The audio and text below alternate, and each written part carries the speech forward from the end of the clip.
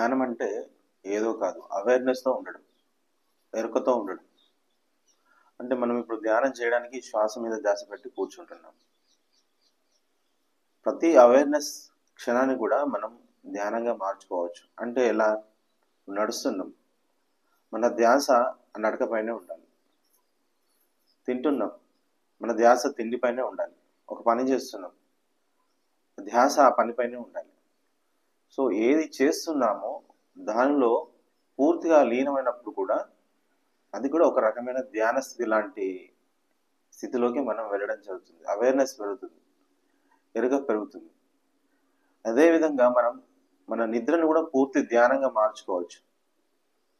మనం ఎరుక స్థితిలో నుండి నిద్రలోకి సడన్గా వెళ్ళిపోతాం.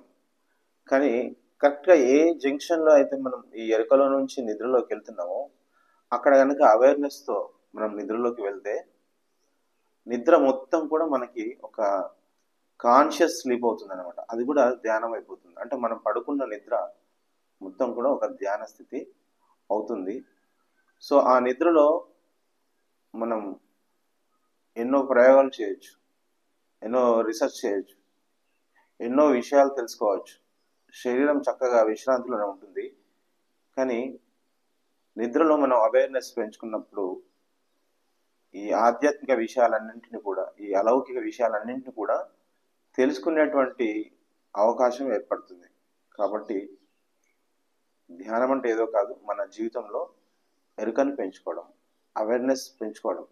సో అవేర్నెస్తో ఉన్న ప్రతి క్షణం కూడా ఒక ధ్యానం లాంటిదే. Thank you.